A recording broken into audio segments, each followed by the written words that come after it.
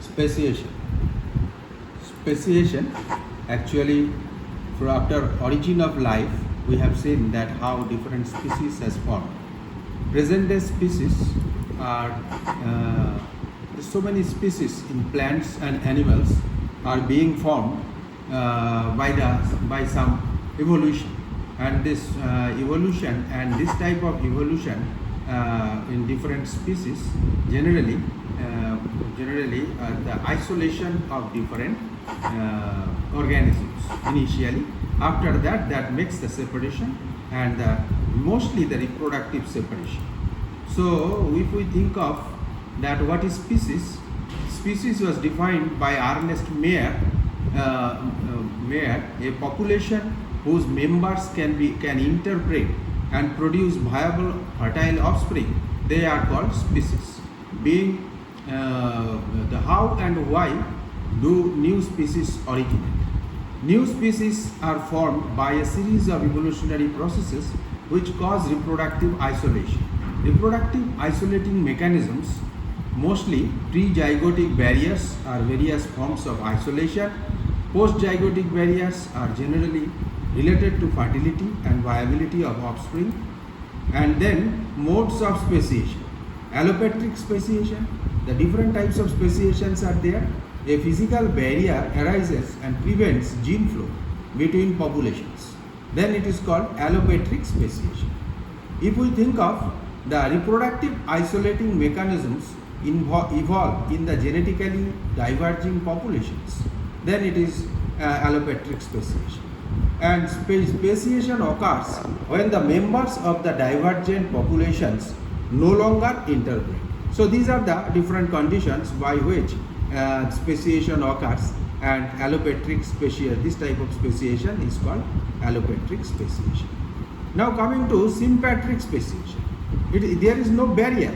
Here actually a new species may form within the home range of an existing species, that is, there is no physical barrier, barrierless. So this type of speciation are called sympatric speciation, may be temporal and mechanical and behavioral. Temporal, mechanical and behavioral, three different types of speciation that we find in sympatric speciation. Another type of speciation we find that is called parapatric speciation.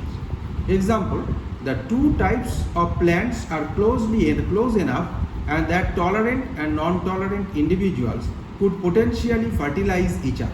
So they seem to meet the first requirement of parapatric speciation, that of a continuous population. However, two types of plants have evolved different flowering times. So the two different flowering times, so plants become different, so they are reproductively isolated. This change could be the first step in cutting off gene flow entirely between two groups. Example is that if a uncontaminated soil where the plants are growing, another is the mine waste contaminated soil, there the same plant was initially start growing, but flowering time varies. So here it is when flowering, this is not flowering. So cross pollination cannot occur. So this species, they become a separate entity because they reproductively isolated from the other species. So gradually with evolution, they become different species. Now coming to the evolution. Microevolution and macroevolution, two types of evolutions are largely responsible for this type of speciation. Microevolution, relatively short-term changes in allele frequencies within a population of a species. Macroevolution, large-scale evolutionary changes over long periods. The small-scale microevolution leads to macroevolution.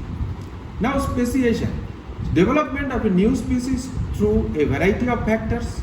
The rate of speciation depends on generation time, environmental conditions, etc. Can be caused by a change in just one gene or a set of genes causing some sort of isolation. Reproductive isolation are of different types, that is pre-zygotic barriers and post-zygotic barriers. Pre-zygotic barriers prevent different species from attempting to mate, prevent an attempted mating from being successful, hindering fertilization. Post-zygotic developmental errors, birth defects cause death, infertile offspring. So these are the different reasons. If we think of schematically, then allopatric speciation are this. There is a barrier. So originally the two species was same. Another species, when this barrier makes them reproductively isolated, and ultimately they become separated and two different species forms. But in sympatric speciation, within the same area, due to some reasons, no barrier is there, but due to certain reasons, they become different species. So this is called sympatric speciation. But in species 1 and 2, in parapatric speciation, there we get a hybrid zone, and where actually the hybrids they cannot reproduce from the origin, species 1 or species 2. So they become the hybrid zone, and this becomes the third type of species, that is called hybrid species, or that is called parapatric speciation. This also happens within the same niche, but without any barriers. So these are all about that is speciation, how species occurs. Thank you.